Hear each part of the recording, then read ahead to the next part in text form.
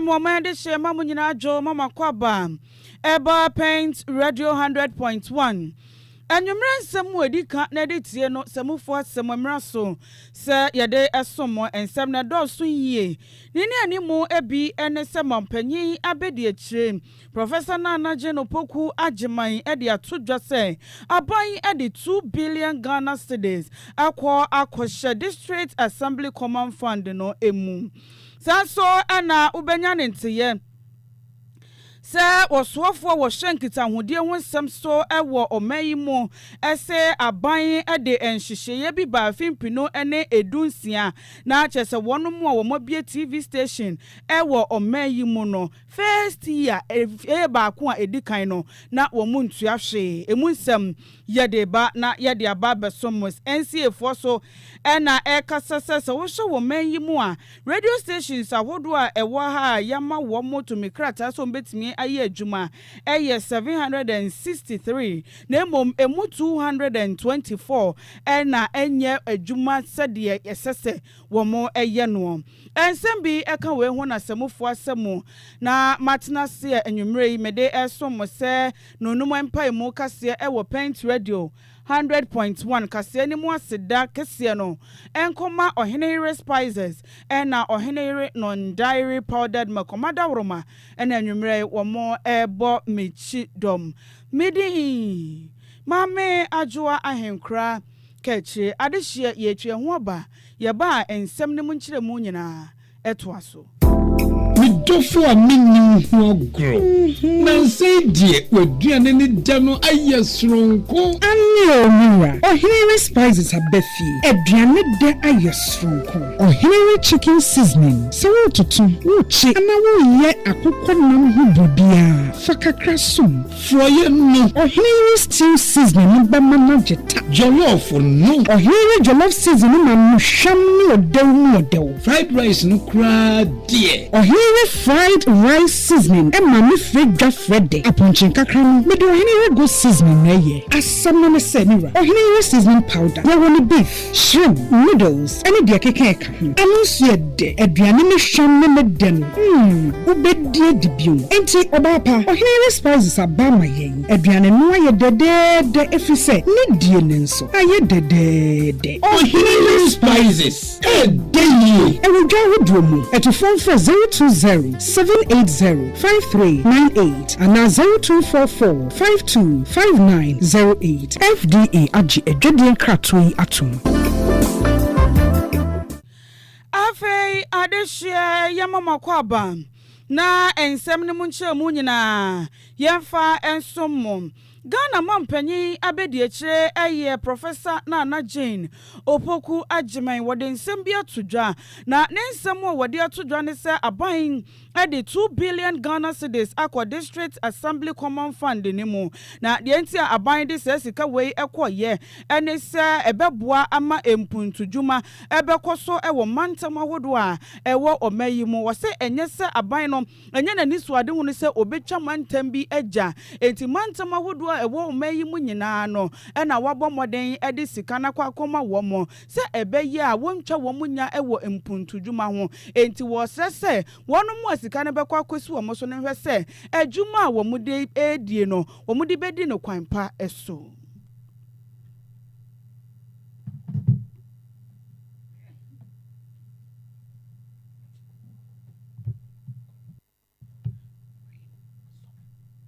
Transferred directly to our local governments. You must be happy about that. So far, over 2 billion Ghana cedis have been disbursed through District Assembly's Common Fund to support development initiatives and improve essential service delivery at the community level. This is just one demonstration of our resolve to see to it that resources are used responsibly and that the promise of decentralization translates into tangible improvements. Anyway, Ghana Mampenya Bediache Professor Nana Jane Opoku Ajemai. Yatwa ensam no so ewo nkitahudie mu ensemu na afipinu ne edu ensiemu aban ede enhyehyeye bi ebaye wei eye abefo kwan so na digital terrestrial television transmission network na yefre no na ema wonomu a womo ebie TV station no akwanya pa na ubie TV station samre na afie di kan no de na wundua kapreba na esika na ye gye womo no mo de che free enfie mienu echi no na sika wose wutua no ohamu nchemu aduonum na ubetua afa wobie na edi enfie miensa no na watua sika no ohamu nchemu aduoso enum na womo bia womo ebie TV station no na womo fa bronya ho ewe krakas na je so mo de sika no kra de enfie mienu ni enfie miensa ntem no womo nye womo adwense womo ebetua osofo wo hye enkitahode ho nsem so eye wonmonyamfo Samuel Nate George wasi mpemprei TV stations a ewo sanhyehyeye ne so eye aduanan enum enti omone ankura eka bie wo mu betena se na wo mo hye koyom befo so asasika no ombetimi agegye. The government of Ghana established the National DTT Transmission Network in 2016. The strategy then was for the government to support the industry with the investment in the network and to gradually cover the operational cost through payment by TV stations as follows. It was supposed to be zero fees in the first year, 50% of the price in the second year, 75% of the cost in the third year, and then full cost recovery thereafter. Following the change of government in 2017, the policy direction was not implemented until much later when my predecessor, the Honorable Esla Owusu Ekufo, attempted to introduce fees for DTT operations and maintenance. However, the Industry Association, GIBA, went to court and there has still not been an implementation of the cost recovery arrangements. The over 45 stations on the platform have not paid any fees for the 10 years the platform has run for the operation and maintenance of the transmission network. The government of Ghana has borne the cost over this period, thereby subsidizing private enterprise. This is not sustainable and must come to an end. We have to come to the table as partners to establish a straightforward arrangement for the financial sustainability of our national DTT platform. The government is working to expand the platform due to the high demand for slots. We're working on Max 3. Whilst we do this, we must commence discussions immediately. I'll be convening a meeting of stakeholders on this matter in due course. The bus that gives us the free ride has run out of gas.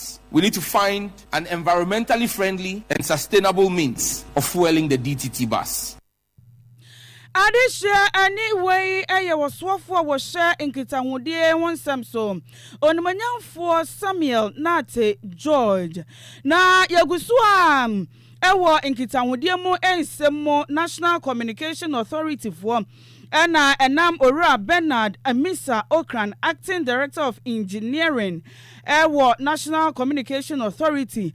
So ade to just says so wo mayi mu a radio stations or mo to me krata so mutimi operating 763 mu 224 entimi operating ya se wo sha mu 539 na wo mo ewo mframa mu a wo mo di wo mo dwuma se de se na efata na wo bubu mu sei wo se wo sha public stations na wo mo eye aduasa ba 31 and of a community stations no 155 yasan so ewo campus stations eno no sukuu no na yabie na hyehyemu saa eno mako enum afa commercial stations no 548 and ne kura mu no foreign authorized stations na chese amanone stations yaji atumu ewo omanyimu eno nso eye aduonu enan. The statistics as at second quarter 2025. A cursory look at it shows that Ashanti region has the highest with 116 authorized. Then we have Western region with 88.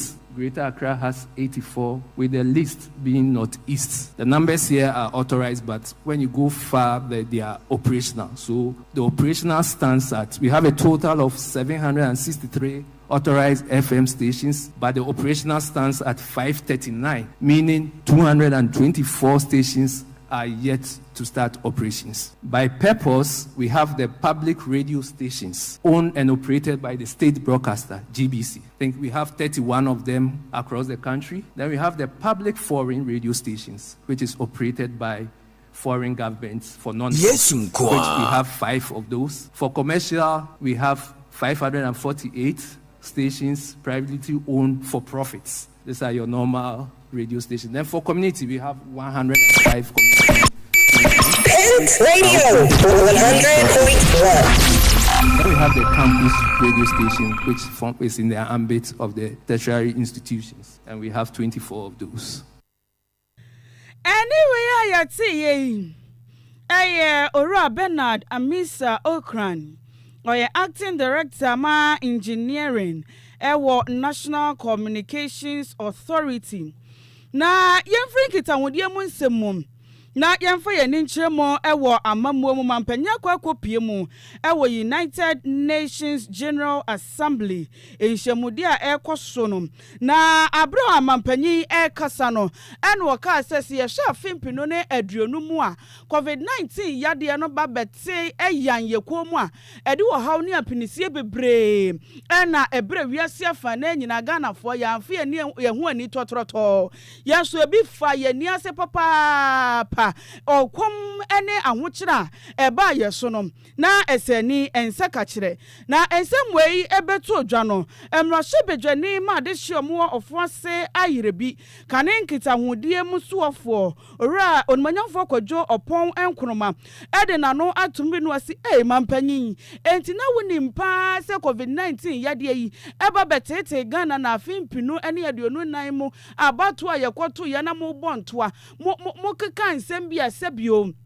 na motutu amfuturo edigu Ghanafo ni wosisese de mampanyi agi atomo se COVID-19 no ebetete Ghanafo de a ene wo bo wo soro mpa ye pa esire nyame nhira ema mampanyi se nyankoropon ema no enkwatenten kwan nso de ahoden wo Nyankupo unshira Ghana mampeni John Dramani Mahama. Esa nse waka no kure. Ani de odi no kure a e o se esira nyame nhira ma. Ghana fo nyina beka ya ye koto aba no. MPP abanka se ahokyere aba no. Ne dodo na free COVID-19 senior ha Ghana economy. Any Russia ni Ukraine for ntokwa senior ha Ghana economy. Aba e kan no. Ye Mahama any NDC for mpeni for se Ghana fo nkuye na dia ye kan nye no kure. Na ya ne yenhu ye niema soa. Any esi ekishiri nye. Ye kan nkwala ube call Twitter and Facebook no mu di watem dey about me no mu di na tem say na inu mu na ma tutu mu na ye omo friend dey be come so ye baulaya na de o kan nye no kre enne e was the first question a ye nyina ye bi so e say ntie me de ba na say na ye wura ma na NBC omo de san nsem no kata nkofo ani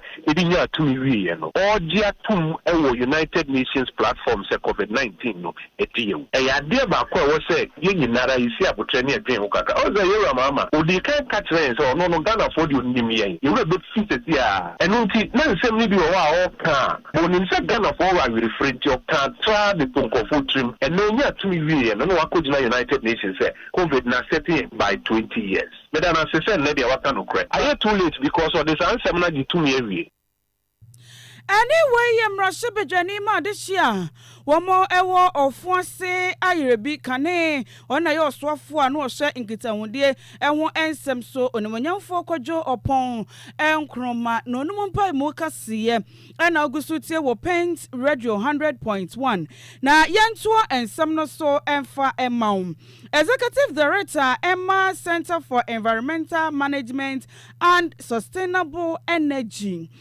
Ora Benjamin Ensia wakasa na nensem a waka no wose Electricity Company of Ghana omone Public Utilities Regulatory Commission for enhwese eka eye aban adwumayefo ede no wobetu omososa no waje na wanya se watu nani ede asi ankrankra so no wose eka pa aban adwumakuo ede pa no eye wo hamu nchemu ede wotwe na ankrankra kra de eye small thing ohamu nchemu ede no pe eso ase omayi omani ede free aban adwumakuo fo de no so ena omatu omani ede asi ankrankra eso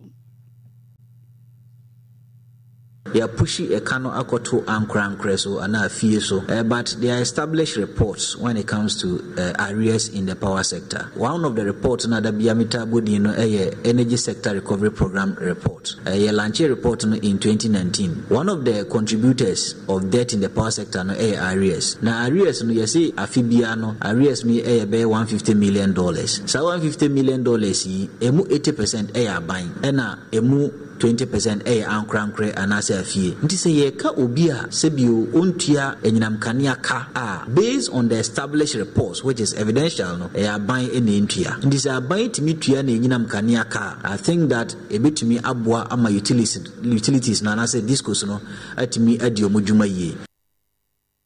Executive Director of Center for Environmental Management and Sustainable Energy, Ora Benjamin Ensia, Nene Ena Yatie, na Yantuo so ewo apomodemo ensemu. Human Resource Manager so mo apomodeng ejuma kuonim na de eto abayanim se ene diem ne ahobrase kwan so aban wese akade ne akuturement bia wo mo hia ebebo wo mo dwumadie no amanatime etumpon no aban emfa emma wo mo afesu no wo mo sikasem eya na esua akatua aban de ma wo mo esua enti ebeya wo mpegye mu emfa emma won na sanse me wodi tudwa wa bra wo mo nhia mu a edikan kra ekoso ewo enkran pumpuni mantemu. Resource practitioner myself, before you can be able to practice human resource very well, you should have the other resources. When I talk about this, so we talk about material resources, we talk about financial resources. Many times we have challenges with regard to the financial resources as well as the material resources. So once these resources are available, then we will be able to achieve the required needed attention that human resources are supposed to give to the service. So we need to equip human resource managers across the regions, across the countries, across Ghana. System to draft our policy. In fact, me want to say, every director general and then all the directors we have in the service in terms of education, because we have people who are in the peripheral in the other regions are only less endowed. Even all the regions in terms of what education, enhancing our knowledge, already existing knowledge, so that will keep to be able to fit into the environment. The salaries of HR practitioners, because these are the people that manage the most important resource in the health sector. Anyway, so human resource managers awomo apomodeng ejuma yekuoni mu omuko nhyiemu ewo enkranpumpuni mantem we de edi kan kra ena womode omonodisem eto aban anim sa na Dean of Business and Communication at Academic University College Professor Enoch Opoku Enchi wadi abasobo akwa amamampanyin John Dramani Mahama abroko PMO ewo United Nations General Assembly say na wokwake kan samwa bibiman ahye yebo ache wase ye titia bibiman fo efa wodie so saa empo Security Council no kra no ebibire mu aman bia ni wa eka ho wase no wo matietia yanim ache enti wakeka bia de akire wo mo na no ena papa ikasema mpanyin waya de sei ena mpanyinfo mo bibiman nyina eya enke bekoyani. The president made all of us proud yesterday and he showed courage. You know, if an American see a president from Africa speaking like this, they are happy because America is the land of the free and home of the brave. They like people who speak their minds. And he did exactly that. What President Mahama did yesterday, with the UN General Assembly was just a wholesale prize that he gave them. I'm going to give you Ruto, what he said. And then you can see that African leaders are now serious. He said this. He said, I will lead a delegation of African leaders to pull out of the United Nations if Africa is not given a permanent seat. Enough of the district. It's too much.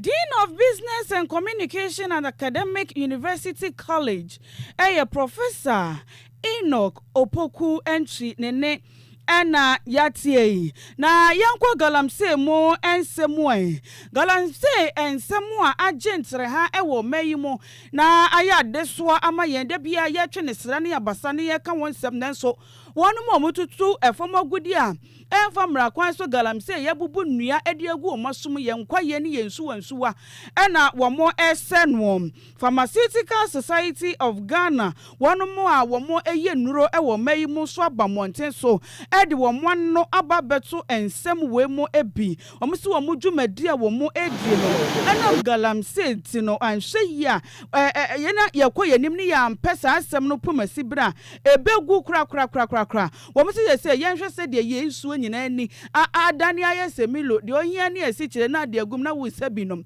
wohu yade awodo ena ate se ewo mayi mu empo kura no enua na wo mukọ nwura mu na jo na bena ne keke ka ho no ni hini no wo makotutu bi na wo mode abeye enura ma yenso etimamufo a ye hododo yen ye benya bianom no kwabranefo etutu ni nyina ede asase no eye galamsey na ensem wei omode tudwa wabra na enhyiamu bi ekosom ewo Cape Coast ena president Dr. Samuel Eko Donko ede ensem no etu edwa no se mprempren se babia yaduru ne se Ghana enura wodo a yenom ewo man mu no emu nchemu ohamu nchemu eduoso ena yekra adi free amanone eba wo man mu ni nyina eye galamsey hu nsensem ade bia ada ye bo hu dawro na omanfo bi aye omadwen se de ye kakra no enya no mutie omusi se etokoso se ya pade a ene na ye ntimi nya aduro ewo man mu se obi yare a age se ye kra duro adi free amanone ede bre no ewo man mu no na ye koi anase ye baye na galamsey hu nsem ya and Food and Drugs Authority had a report to be about a mountain. HSA ye nuane awodo bia ye die. Any turmeric afeso eshire a nipa ya na mpempi no apemfo eneta edie enei lede ene makura wurewure mu a enti wudie ekọ nipadua nim no na ede yade na ebre wo mame awula sewa ede na no ato ensem mu bim wo director ma eco conscious en wose no kura ne nyame anim galamsey ko na de aban dodo no dodo ase galamsey ko kane no ne ye ne betu ase ko wi ase no akoye buache bidin ye hu kwan ye befa so a ye betu galamsey yase wose sansem ye Food and Drugs Board for ede abayim ayade ananke besi dada ye grikan aka ho asem abo ho kokwa na so ye ntu ho anamon bia eno na akowie yese. It's extremely worrying, but you see, the writing has been on the wall. We've known for a long time that the illegal mining was causing ecocide. We have known that the waters were being poisoned. We have known for a long time that it was going to enter the food chain.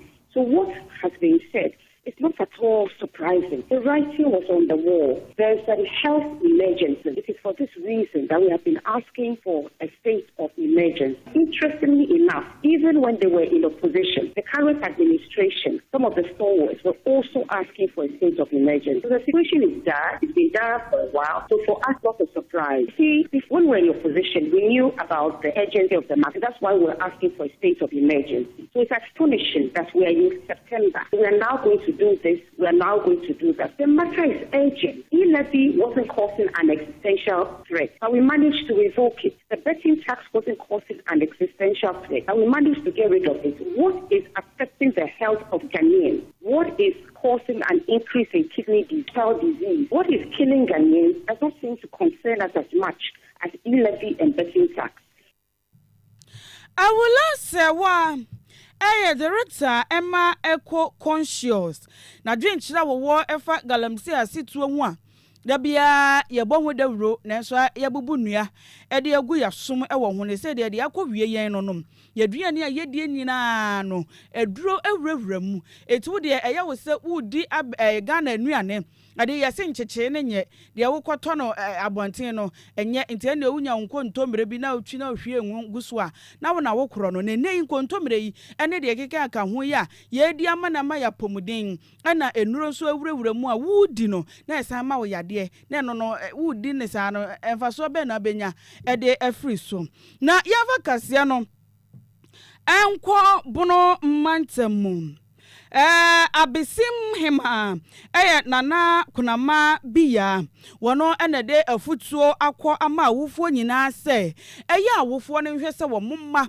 adesua ho ebehia wo mo wose ne titiw ene mma no ebi wo ho a se wo de sika pa ebekọ akotua suku fees ana se akwada hia buku wo suku mu aduane kura nkwada bidi bekọ suku no eho asema yeden ama wo mo nanso yie bi ebebe fie bia no maami betwa ntoma na nia wa mu yi na wa mu se ya emoa enti wo yo wofo a na wa ma omma enwomesua ho nsem ehia abatan no metu omufo se omo nyina enfo makoma eni odo ne pepa entete nkwala no na sese wiase no nkwala no pe eni ye ni daso se oman betu mpon eman bekọ animu a ejina nkwala yi so yehia achechefo yehia doctorfo yehia engineers ewo oman mu se ne be ya oman ni betimi etu mpon nti obia fa akoma eni enigye ne mfa ntete nkwala no ofie no musu ntimi meye mpanyin papa na daachi omuntimi mu oman no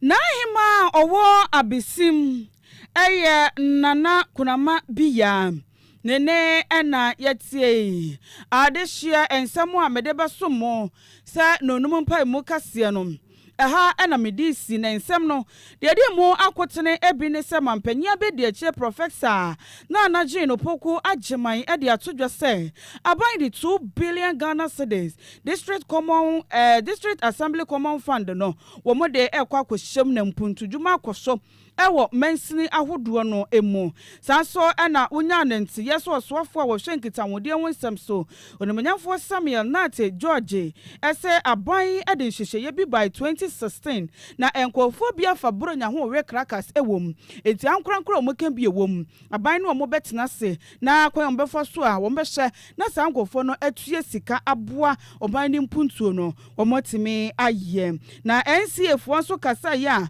wo mo chemo se Ghana 763 radio stations and ayamo mutumi kratsa wo mo eye adwuma emu 224 and omunya enhye wo madwuma ase 539 de emprempre omoguso a wo mo edi wo mudwuma esembi kan wo ehum ena samufo se mo no de ma me na metina se de som mo se nonum empire mu kase wo Pent Radio 100.1 kase ni mo se da bolobono enkoma ohenere spices ena ohenere non dairy powdered milk enwumre o madawroma ena mo bo mechi dom sika fam ohene benya kon eye mesamufo adwempan kofi mensa ekunchire nsem ni nyina ena wode ma me onukro ya na fidie na chi abobon ne nyina chinchim fidie ne funu maka ho edrama me seke oke adama ena mikopie mo ewo ntinten fidie no so